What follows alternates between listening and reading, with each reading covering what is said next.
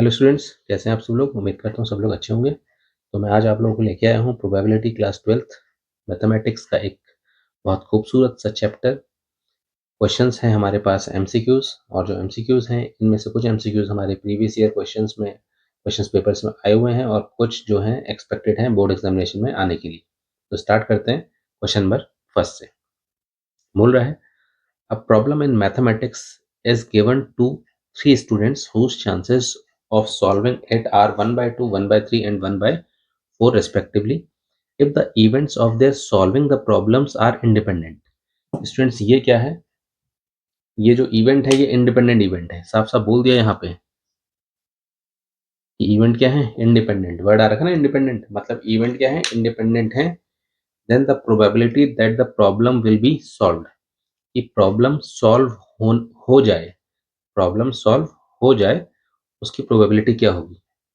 तो देखो, तीन स्टूडेंट्स हैं जो कि एक मैथमेटिक्स की प्रॉब्लम को सॉल्व करने में लगे हुए हैं। तो उनके सॉल्व करने के जो चांसेस हैं, पहले स्टूडेंट्स के जो चांसेस हैं, जैसे मैंने ऐसे माना कि ए मैंने माना फर्स्ट स्टूडेंट है ना। तो फर्स्ट स्टूडेंट ए है ना, ए को आप इवेंट मान सकते हो। फर्स्ट स्टूडेंट का जो इवेंट है वो है ए। तो स्टूडेंट ए के जो चांसेस हैं सॉल्व करने के वो हैं 1/2। स्टूडेंट बी जो इवेंट है उसके जो चांसेस हैं सॉल्व करने के 1/3 हैं। स्टूडेंट सी या फिर इवेंट सी जो है उसमें जो स्टूडेंट के सॉल्व करने के जो चांसेस हैं वो क्या है? 1/4। ठीक है, ओके। तो आप खुद बताओ, जब स्टूडेंट ए के प्रॉब्लम को सॉल्व करने के चांसेस 1/2 हैं तो स्टूडेंट ए के सॉल्व करने के प्रॉब्लम को सॉल्व नहीं करने के चांसेस क्या होंगे? 1 - 1/2 मतलब 1/2। ठीक है, स्टूडेंट बी के प्रॉब्लम को सॉल्व करने के चांसेस क्या होंगे?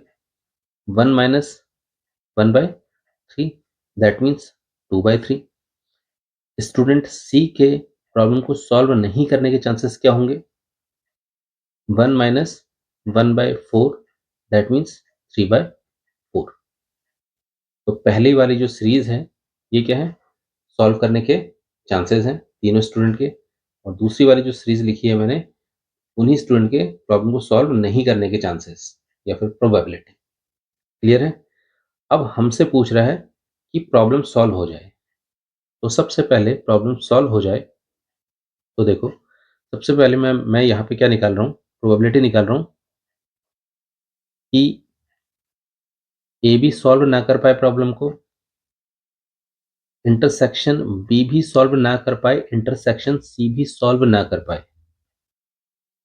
अच्छा, इंटरसेक्शन क्यों लगाया? क्योंकि देखो, जो चीज ए ने करनी है वही चीज बी में भी होनी है और वही चीज सी में भी होनी है। तीनों में एक ही चीज कॉमन है ना। क्योंकि इंटरसेक्शन कब लगाते हैं? जब हमें कोई कॉमन चीज करनी हो। और कॉमन क्या है? कि जो प्रॉब्लम है ए ने भी सॉल्व नहीं करनी है, बी ने भी सॉल्व नहीं करनी है और सी ने भी नहीं करनी है। कॉमन चीज क्या आ रही है? प्रॉब्लम को सॉल्व नहीं करना है तीनों ने, तो इंटरसेक्शन लगा दिया। ठीक है, तो अब खुद बताओ क्या रिजल्ट आएगा। क्योंकि देखो क्या है, इवेंट क्या है? इंडिपेंडेंट है ना, ऑलरेडी लिखा हुआ है। तो A not intersection B not intersection C not का रिजल्ट क्या आएगा? A not into P B not into P C not, है ना। रीजन क्या? Events are events are independent. Event क्या है? इंडिपेंडेंट है, इसीलिए P A not intersection P B not intersection P C not का रिजल्ट क्या आया? P A not into B not into C not P C not. ठीक है, तो यहाँ से क्या आया कि प्रॉब्लम ए ने भी सॉल्व नहीं करी, बी ने भी सॉल्व नहीं करी, सी ने भी सॉल्व नहीं करी, का रिजल्ट क्या आया? पी ए नॉट मतलब 1/2 multiply by P B not 2/3 multiply by P C not 3/4। ठीक है, 2 से 2 कैंसिल, 3 से 3 कैंसिल, क्या आया? 1/4। ठीक है, समझ में आया? अब हम आ जाते हैं, प्रॉब्लम सॉल्व होनी चाहिए। Probability solving the problem. देखो प्रॉब्लम सॉल्व होनी चाहिए। अब खुद बताओ ये क्या है कि प्रॉब्लम सॉल्व नहीं हो रही है। अब यहाँ कह रहा है प्रॉब्लम सॉल्व होनी चाहिए, तो 1 में से प्रॉब्लम नहीं सॉल्व को मैं माइनस कर दूँगा। ये क्या है? प्रॉब्लम नहीं सॉल्व हुई, तो 1 में से प्रॉब्लम नहीं सॉल्व को माइनस करूँगा तो क्या आ जाएगा? प्रॉब्लम सॉल्व हो जाएगी। तो कितना आ जाएगा? 3/4। समझ में आया? क्लियर है? तो ये आ गया क्वेश्चन नंबर फर्स्ट का रिजल्ट 3/4। क्या रिजल्ट में है? हाँ, ऑप्शन नंबर डी 3/4। होप आपको ये सब समझ में आया होगा ये वाला क्वेश्चन। क्वेश्चन नंबर सेकंड करते हैं। देखिए स्टूडेंट्स, क्वेश्चन नंबर 2 क्या है? बहुत ही इजी क्वेश्चन है। बोल रहा है if A and B are the event such that P A by B equals to P B by A, then which of the following is the correct option. Formula based question है, बहुत ही ज़्यादा easy है। ठीक है, देखो P A by B is equals to probability of B by A given है। ठीक है, डायरेक्ट फॉर्मूला बेस्ड है, फॉर्मूला लगाना है और आंसर निकल जाना है। पी ए बाई बी का जो फॉर्मूला ओपन होता है कैसे होता है? P A intersection B upon P B. ठीक है, पी बी बाई ए का formula P B intersection A upon P A. अब खुद बताओ, पी ए इंटरसेक्शन बी और पी बी इंटरसेक्शन ए एक ही चीज है ना? है ना? P A intersection B is equals to P B intersection A होता है। तो मेरे पास क्या आ जाएगा? P A intersection B upon P B is equals to P B intersection A, तो मैं इसको क्या लिखूंगा? पी बी इंटरसेक्शन ए को क्या लिख सकता हूँ? P A intersection B. इसकी जगह पे क्या आएगा? P A intersection B, P A intersection B और upon P A. P A intersection B, P A intersection B cancel, तो क्या रिजल्ट आया? पी बी किसके इक्वल आ गया? पी ए के इक्वल आ गया। ठीक है, पी ए और पी बी इक्वल आ गए, ऑप्शन नंबर डी। तो कुछ खास क्वेश्चन नहीं था, लेकिन इजी है, आ जाते हैं कभी कभी ऐसे क्वेश्चन। क्वेश्चन नंबर थर्ड देखिए, बोल रहा है, कह रहा है 3 dice are thrown simultaneously, the probability of obtaining the total score of 5 is what. 3 dice को एक साथ फेंका गया, तो टोटल सैंपल स्पेस कितने बनेंगे? टोटल सैंपल स्पेस कितने बनेंगे? जब एक डाइस को रोल करा जाता है 6 बनते हैं। जब 2 डाइस को एक साथ रोल करा जाता है 6 × 6, दैट मीन्स 36 बनते हैं। जब 3 डाइस को एक साथ रोल करा जाता है तो 6 × 6 × 6 बनते हैं, मतलब 216 बनते हैं। तो ये आ गया टोटल सैंपल स्पेस NS, मतलब नंबर ऑफ सैंपल स्पेस कितने? 216 बने। क्या निकालनी है आपने? प्रोबेबिलिटी निकालनी है ऑब्टेनिंग अ स्कोर ऑफ 5। तो 216 जो आउटकम्स हैं उसमें से 5 किस किस तरीके से आ सकता है? देखो 5 हो सकता है, देखो क्या क्या तरीके हैं वो आपको बताने पड़ेंगे। पहले डाइस में 1 आए, ठीक है समझना, दूसरे डाइस में भी 1 आए और तीसरे डाइस में 3 आए। टोटल देखो कितना आ रहा? 5 आ रहा है ना? ठीक है ना? बहुत ही लिमिटेड है, बहुत ही लिमिटेड तरीके हैं। ऐसा नहीं कि बहुत बहुत टाइम लग जाएगा, बिल्कुल नहीं लगेगा, बहुत ही लिमिटेड तरीके हैं। दूसरा हो सकता है पहले में 1 आए, दूसरे में 3 आ जाए, तीसरे में 1 आ जाए, फिर से 5 हो गया।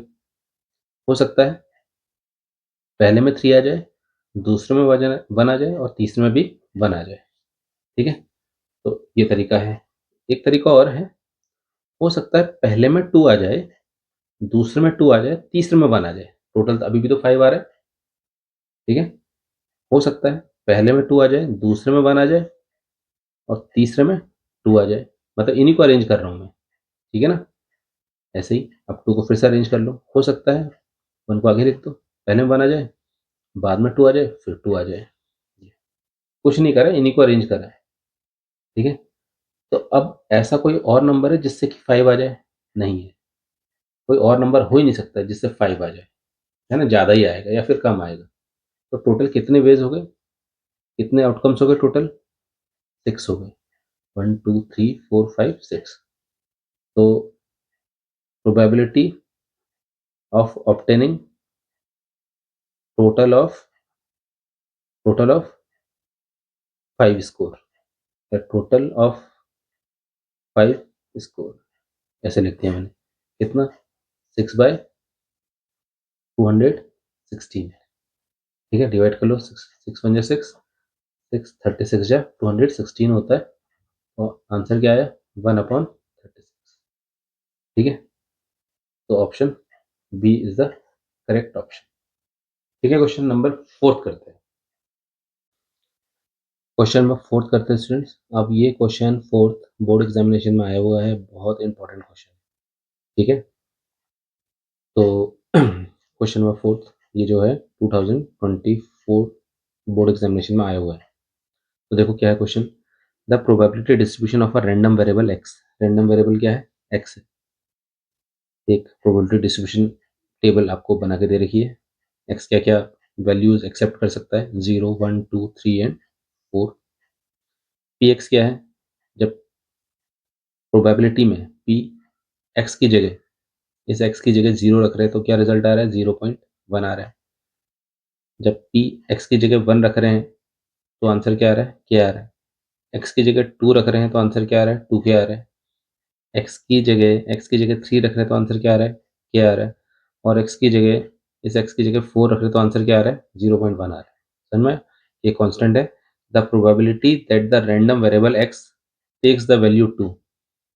जब एक्स वैल्यू 2 ले रहा है, एक्स क्या वैल्यू ले रहा है? 2 ले रहा है, तो प्रोबेबिलिटी क्या आ रही है रैंडम वेरिएबल की? 1/2, 2/5, 4/5 या फिर 1। ये आपने बताना है स्टूडेंट्स। ठीक है, देखो कैसे करेंगे, सुनते रहना। क्वेश्चन में साफ साफ कह रहा है, हमें पता है सम ऑफ, हमें ये रिजल्ट का यूज करने वाले हैं। Sum of all probabilities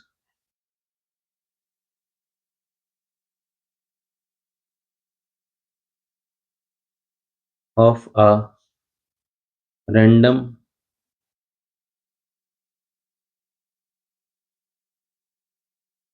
variable is 1। Sum of all probabilities of a random variable is 1। ये वाला फॉर्मूला हम यूज करने वाले हैं। मतलब इसका देखो, इस प्रोबेबिलिटी पी एक्स में जब एक्स की वैल्यू 0 रख रहे हैं, एक्स की वैल्यू 0 रख रहे हैं, ध्यान से देखते रहना। एक्स की वैल्यू क्या रखी? 0 रखी। ठीक है, प्लस एक्स की वैल्यू क्या रख रहे हैं इस बार? एक्स की वैल्यू 1 रख रहे हैं, देखते रहना। एक्स की वैल्यू 1 भी रखी, प्लस एक्स की वैल्यू 2 भी रख रहे हैं, 2 भी रख रहे हैं, प्लस एक्स की वैल्यू 3 भी रख रहे हैं इसमें। ठीक है ना? प्लस एक्स की वैल्यू 4 भी रख रहे हैं। तो रैंडम वेरिएबल, सारे रैंडम वेरिएबल का सम कितना आ जाएगा? 1 हो जाता है ना? सम ऑफ ऑल रैंडम वेरिएबल की जब प्रोबेबिलिटी निकालें, उनका सम क्या होता है? 1 होता है। ठीक है, तो जब मैंने एक्स की वैल्यू 0 रखी थी, एक्स की वैल्यू 0 रखने पर प्रोबेबिलिटी कितनी आ रही है? 0.1। 1 रखने पर प्रोबेबिलिटी कितनी आ रही है? के। 2 रखने पर प्रोबेबिलिटी कितनी आ रही है? 2 के।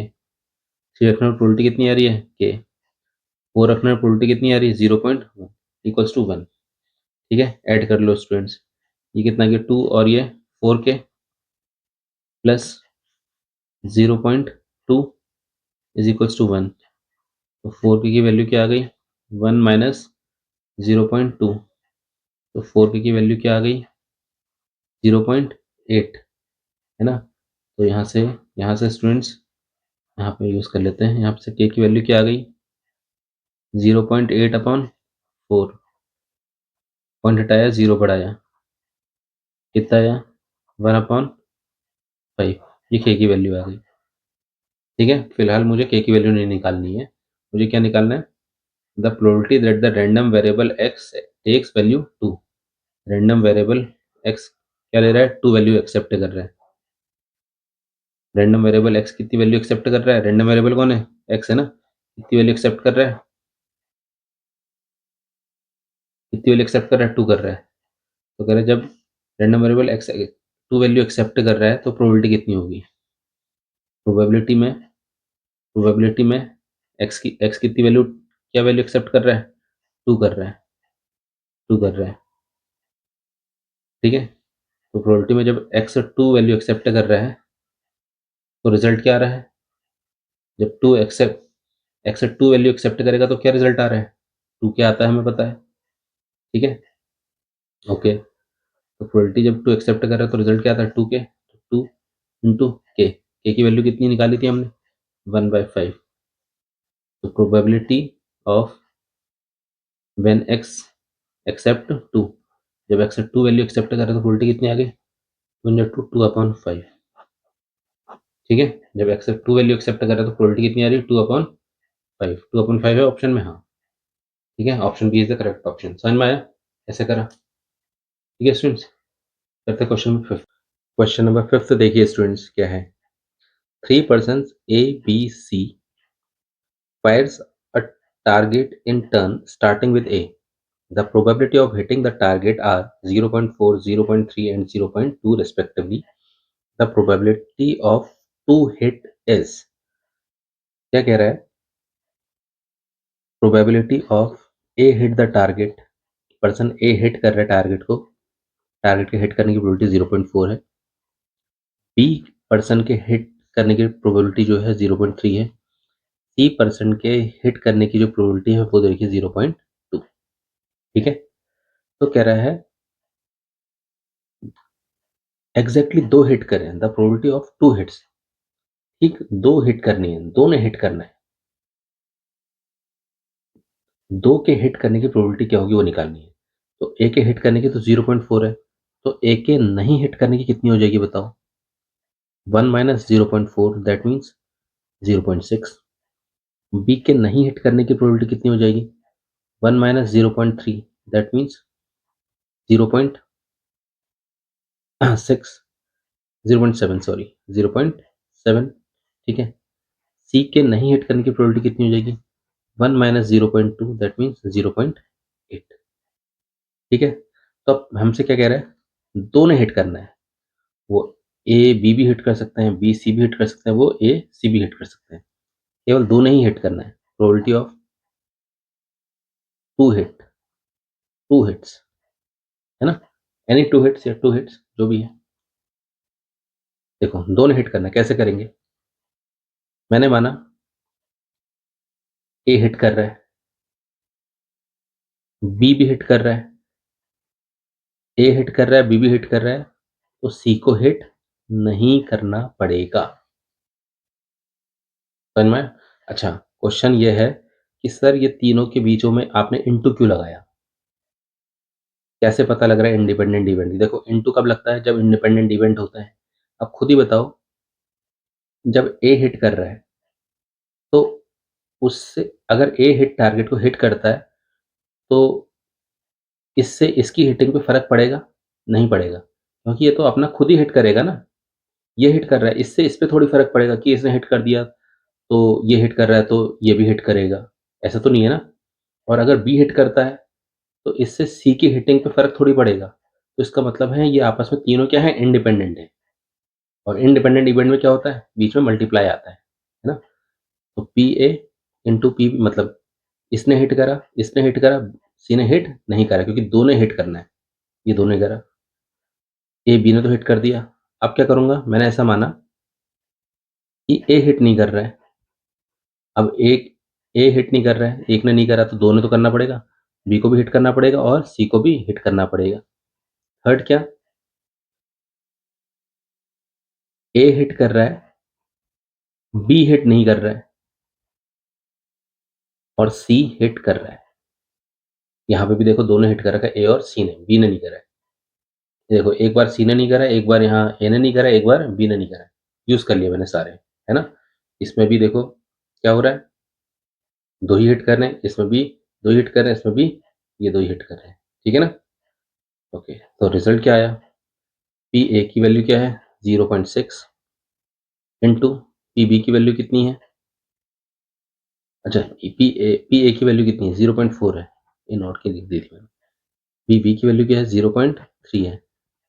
पी सी नॉट की वैल्यू है 0.8 प्लस पी ए नॉट की 0.6 इंटू पी बी की वैल्यू निकले ना 0.3 इंटू पी सी की वैल्यू है 0.2, प्लस पी ए की वैल्यू कितनी है 0.4, पी बी नॉट की 0.7, पी सी की वैल्यू 0.2। इनको सॉल्व कर लेते हैं स्टूडेंट्स। इसको मल्टीप्लाई करेंगे तो हमारे पास 4 या 12,